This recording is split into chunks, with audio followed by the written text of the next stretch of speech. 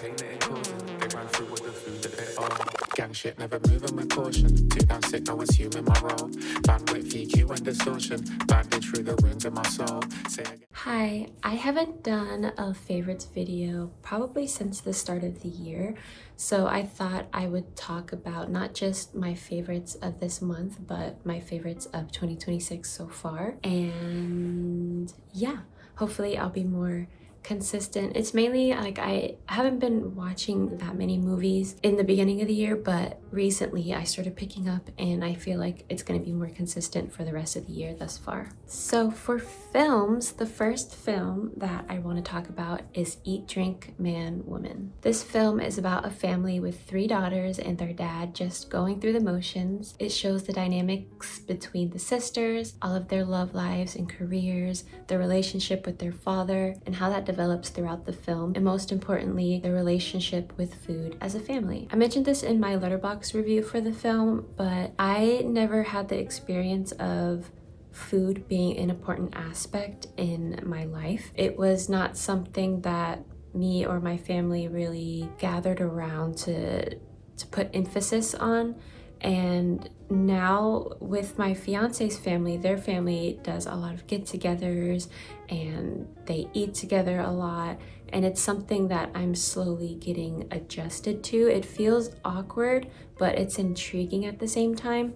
Like I love watching films and watching other people do like family reunions, putting like seeing how important food is in a bunch of different cultures and family dynamics, how interesting it is that I'm looking at that from an outsider's point of view. But as for the film, I really love films that are like this. Films like this feel like the soft breeze from the falling rain drifting by while you sit by the open window, letting the humidity from the rain slowly frizz up your hair, and the scent of wet earth filling your senses, and just overall bringing you the tranquil, soothing nature of a rainy day. I want to find a way to shorten that description because that would be a really cool Letterboxd title for a list for these specific types of films. But films like Chizuko's Younger Sister, His Motorbike, Her Island, April Story, like true slice of lives. I really love those. Another film that I honestly think could be a slice of life is Pieces of April. It has sort of a gritty feel to it, kind of like 28 Days Later, Piano Teacher, Requiem of a Dream, and Push. Like they all feel dirty and icky, but familiar and real, if that makes sense. Like the places that are in this film, it feels like actual places that people would live, and it just feels more realistic than like a highly polished and pristine looking film.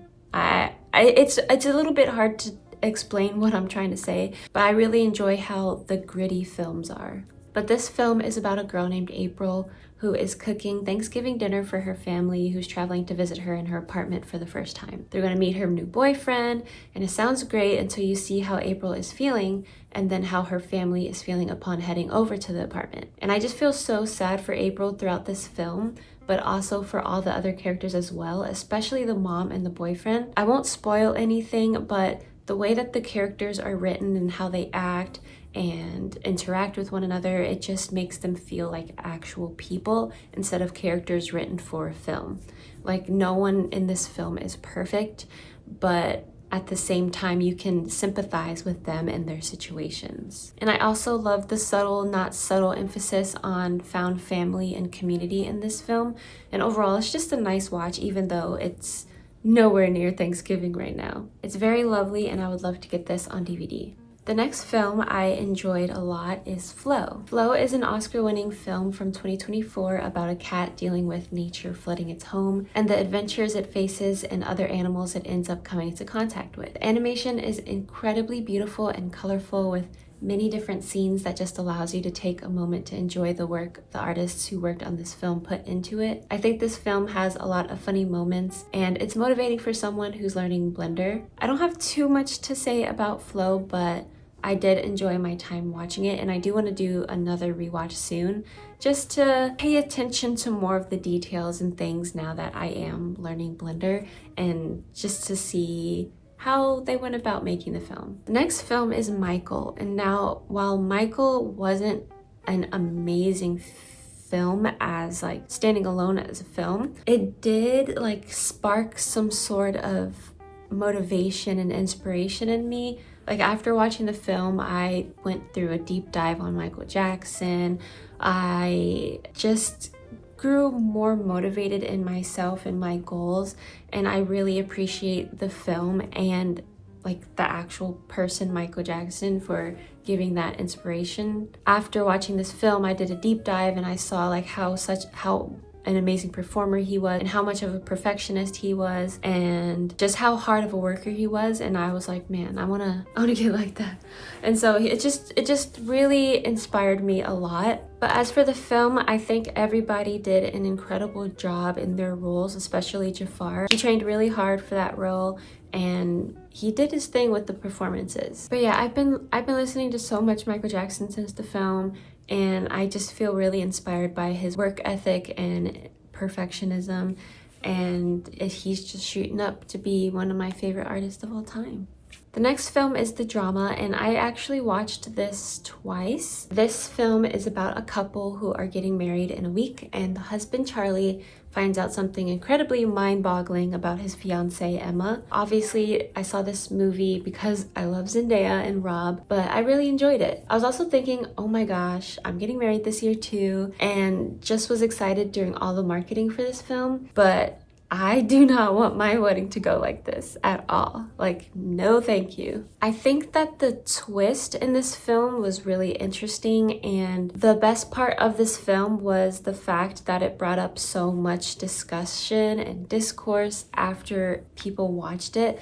Like, people can talk about this film, and it's really cool to see a film make people do that, where it's just discussing each of the characters, discussing the big thing that Emma revealed and how the characters' reactions to it, how it's just very nuanced, and I think that discussion made the film cooler to me. I was trying to find the right word, but I guess cooler works. I really loved the soundtrack of the film. I've been listening to it a lot, especially the song Inside Out. That soundtrack is really, really good. I really love how it's filmed. It's A24. A24 has great cinematography, and yeah, it was a great film to me. It's been a little while since I watched Project Hail Mary, but from what I can remember, it's about a teacher who is sent into space to try and collect a specific material that could save the sun. And there he meets an alien that's trying to do the same, and they decide to help each other and embark on an adventure to save their planets. I am not a space type of gal. I don't know why. Maybe I need to watch Interstellar so that I can change. I don't know. However, this film was really good. My friend recommended me to watch this film, so I went in completely blind. I didn't even know it came out, and so I went in. I was like, oh, it's a space film. I don't know if I'm gonna like this or not, but it was amazing.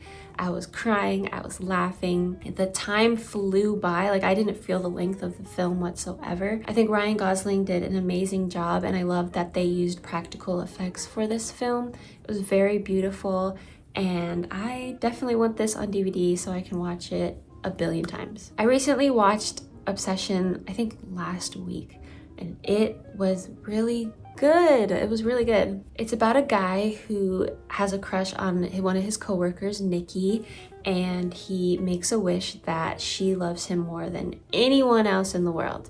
And in films, you know how wishes go. But his wish and the way that he goes about that wish after it's been granted reveals so much of his character that you have so much sympathy for Nikki and even another character, Sarah. I didn't want to see this film because I'm 50-50 with horror. I like a tiny bit of jump scare and I like thriller, but I can't do any paranormal stuff like that. I am an incredibly paranoid person. That's a trait that I wish I could get rid of, but I get very paranoid very easily, and horror films tend to increase my paranoia, so that's why I avoid them. But thankfully this film wasn't scary at all. I like how it had subtle nods to different films. Like there's one scene that made me think of Get Out. There was another scene that made me think of Hereditary. Never watching Hereditary ever again in my life, by the way. That made me paranoid. I couldn't sleep without a light for about 2 months after watching that film. That's how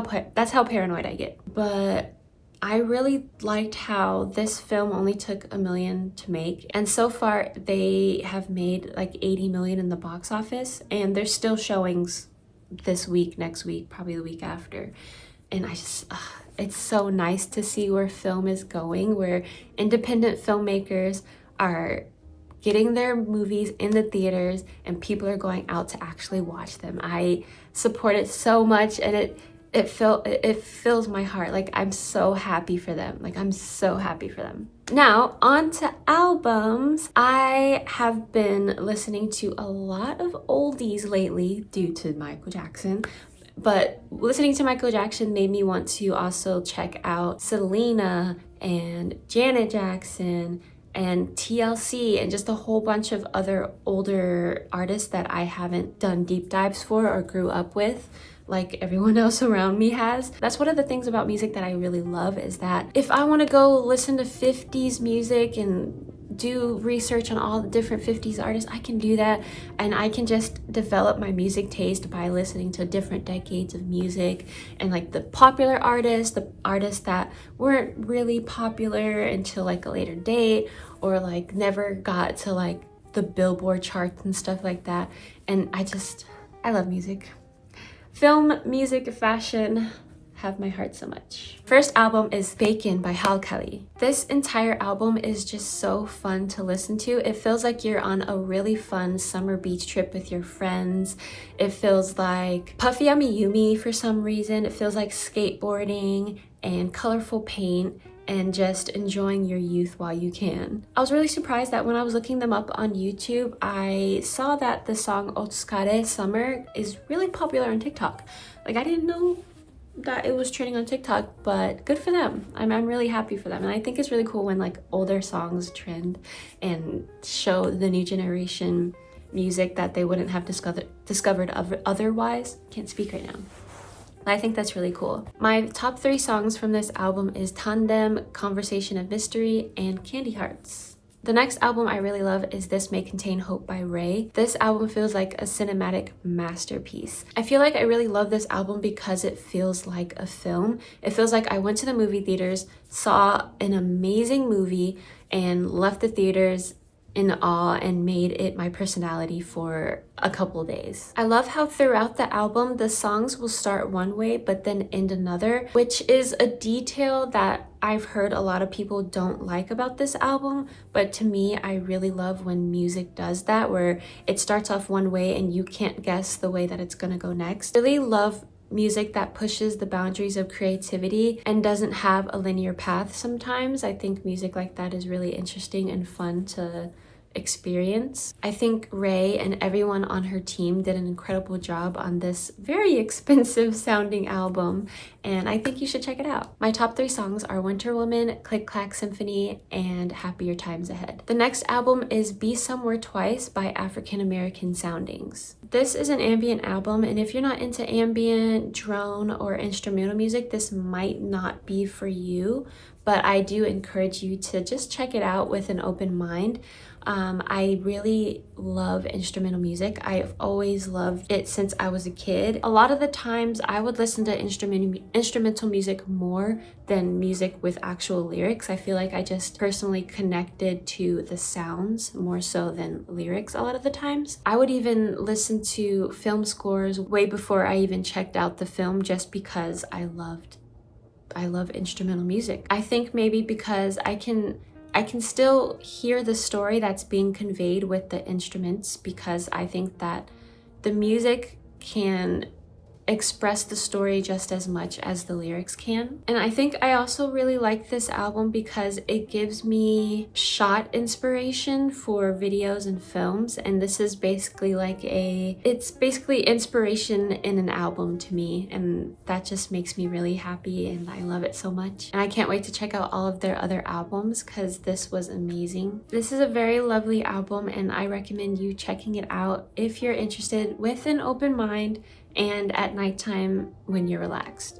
I feel like that would probably be the best time to really enjoy this album. I'm so late to the party, but I've recently been catching up with A$AP Rocky's music, and even though I haven't finished all of his discography yet. The one album that I keep turning to is At Long Last ASAP. I'm not the biggest fan of trap music right now, so I wanted to really dive into hip hop that is, I don't know how to really describe the hip hop that I listen to besides just mentioning the artists. So rappers like ASAP Rocky, Saba, Tyler the Creator, Cities Aviv, Makami, is his name West Side Gun, and Earl Sweatshirt. Like rappers like that. I like that side of hip hop more so than trap. So that's probably why I've been listening to this album so much. But yeah, it's really good. My top 3 songs for this album is Canal Street, LSD, and Jukebox Joints. The last album I have to mention, if you're not surprised here, is Off the Wall by Michael Jackson. I've been going through a Michael Jackson discog dive, and I've been on and off between the Jacksons, Jackson 5, and his solo work, and I feel like at the moment my top album that I've been listening to the most is Off the Wall. It's just so groovy and fun, and it makes me wish that there's places like Studio 54 nowadays where you could just get dressed, throw your phone in your purse, close the purse, put it in a locker, and just go on the dance floor and dance with people and have fun. The closest to that is probably the skating rink. And with this album, Off the Wall, it makes me heavily visualize that whenever I'm listening to it in like the car or like dancing in my apartment or something. And now for specific songs that I've been listening to a lot, there is All I Do Is Think of You by the Jacksons, Digging on You by TLC, Blue Water by Sally Oldfield, Wichita Toe by Harper's Bazaar, and I Got Time and You Got Money by Smurs. So the last part of this video I want to talk about is my hobbies. I express my hobbies pretty often in my videos, but this year in particular I started to do archery and I've been really enjoying it. I haven't gone the past 2 weeks because it has been raining every single day and flooding, and I don't think it'll ever stop. It's been every single day it's been raining, and it feels like it's like the people are pouring buckets out of the sky. Like it's been pouring raining. But archery's been really fun and kind of meditative. I like to picture myself shooting zombies when I go to the archery range. It's just really fun to romanticize it in that way. But yeah, it's been really fun, and I'm glad I invested in my own bow and decided to go for a hobby I've never tried before. I've also been learning Blender. I've been wanting to learn Blender since 2020 and finally got started. And I finished a couple of projects and it's been really fun. I feel like the genre drum and bass, but a visual version, whatever that means. It's hard to describe how Blender makes me feel, but it's just really fun. And I'm pretty excited to see the cool stuff that I'll make in the future. I haven't been on it as much as of late. I always flip-flop with my hobbies. Like 1 week I'll be heavily into Blender. The next week I'll be like, okay, I only want to go to the archery range. And then the next week I'll be like, I don't care about Blender at all. And then I'll be like, I love Blender again. It's so back and forth. Another hobby that I'm doing right now is learning HTML. I feel like I don't know if I can consider this a hobby because I'm mainly learning it so I can make my own NeoCity pretty soon, and I want to be able to make sure I can keep up with it. Like I'm not trying to do anything specific with HTML besides make my NeoCity, so I wonder how I'll feel about it after I finish making the website. But as of now, it's been pretty interesting to learn, and it's really cool how you just type in a couple letters in some brackets and then bam, you have a cool website, you know? I haven't practiced guitar in 2 weeks, but that's another hobby that has been somewhat consistent this year. I have been learning music theory and guitar. I've been having fun with it, and I love seeing how much faster I get with playing the more that I practice. And my last hobby that I'm going to talk about is journaling. I've picked up journaling this year and I've been pretty consistent with it. This is my journal. I made this journal cover earlier this year and I'm really happy with how it looks. I took these off of necklaces I don't wear and I thought they'd make cute little charms for the journal cover, and I got this charm. This was for one of my old phones a couple years ago, and it was just sitting on the shelf. So I was like, let me make use of it and put it on my journal cover. But this is my journal. I have my planner here with some stickies. I have Agua Viva by Clarice Lispector in here. And I have my diary. What is this? Oh, this is my manifestation journal. And then I have my commonplace journal. Maybe at the end of the year, I'll show you everything in my commonplace journal because it's pretty cool to write down random topics and thoughts and stuff in there. And yeah, I haven't been buying all that much due to me saving up for my wedding, but I did get the ColourPop Eclipse lip kit, which I'm wearing now. I want a darker lip line pencil. Like maybe I'll probably get black just to make it have like a more vampire-y look. But I do love the soft dark red, and today I blended it with like a dark brown to make it just a tiny bit darker, and I really love how it looks. It's very cute. But that is all of my favorites for 2026 so far. Thanks for watching if you made it this far, and I'll see you in the next one.